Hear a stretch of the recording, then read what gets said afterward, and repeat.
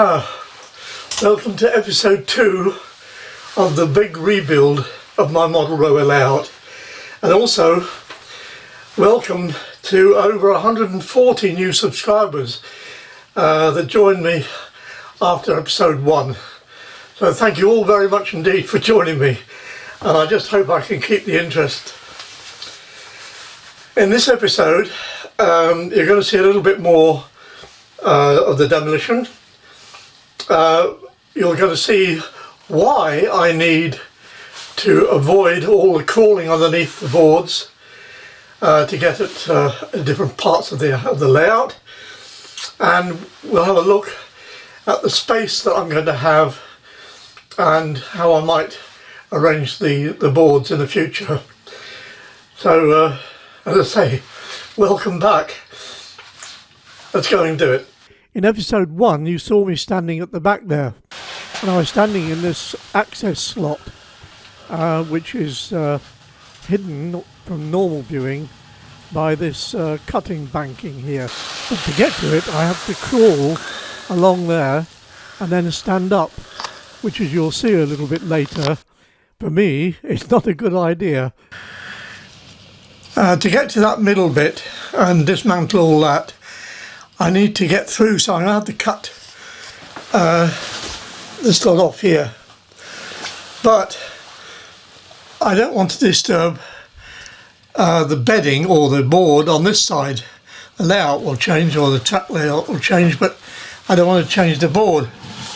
And the height of the board is determined by as much space I could get here before it hits the roof. But so I would like to have it a bit lower, but I can't, because under the boards there are cupboards going into the loft space, so I've got to allow space for those to open. And I've done a bit of measuring, and I know that I can reach across about 3'6" reasonably easily standing on the floor.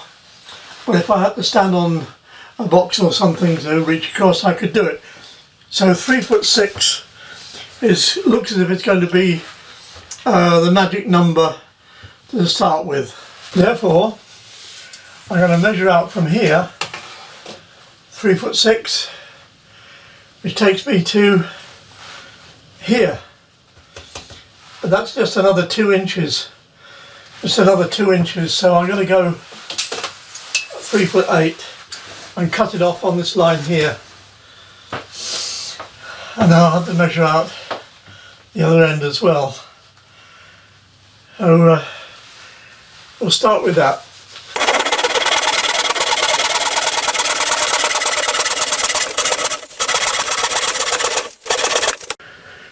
That's the first piece out of the way, and this piece here at the back, I cut this out and put this piece in to support it, because this was the entrance to the harbour that used to be there. And there's a model I made of my old boat and cellar in Glasfryn, and there's the real thing at Rothsay on the Isle of Bute in Scotland.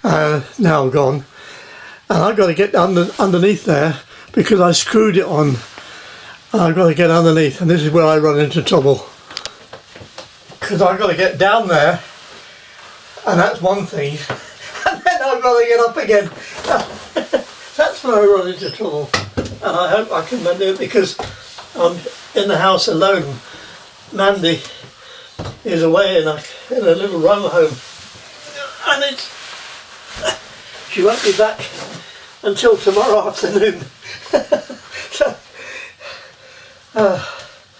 right now, and then when I get back up again, I shall have to do a bit of cleaning up, because there's sawdust and dust all over the place.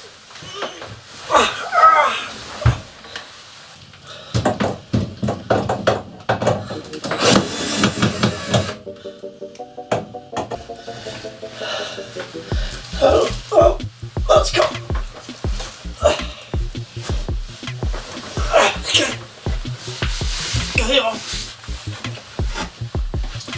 But oh dear. It actually took me 10 minutes to get back up again. It's no good. Got my way over to the stairs. I bumped my way across there and I got my legs down onto one of those stairs and then I was able to pull myself up. It's not funny getting old, I'll tell you. It really isn't. Over my problem, I had a doctor's appointment and she sent me for an x-ray, and this is the form, and I love this bit here. Pain in the hips, especially when walking, worse on walking, question mark, OA. Does that stand for old age? I don't know. But now at least I can get into this part without having to crawl, and then I can keep working my way back and until eventually I'm through to that hole at the back. Another thing that has to go is the funicular railway, and I don't quite know where I shall put that in, but let's have one last run of it.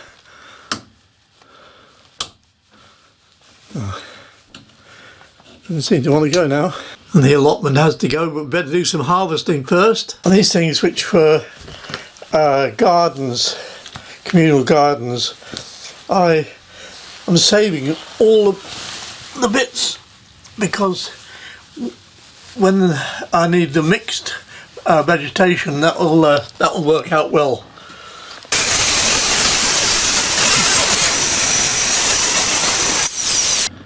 And I'm nearly there. Just one little bit to go. But to make this banking, I used expanding foam in a can, and you just spray it on. But if you ever use it, be very careful because it expands quickly and far, far more than you might expect. And it's pretty tough to get off as well. But it gives you a good random surface. I build my hills in different ways, but mainly with strips of cardboard pinned down and then covered either with, in this case, with papier-mâché, but I prefer actually to use this stuff, plaster of Paris bandage, and then I cover it with, very often with this, it's tumble dryer fluff out the tumble dryer, works a treat.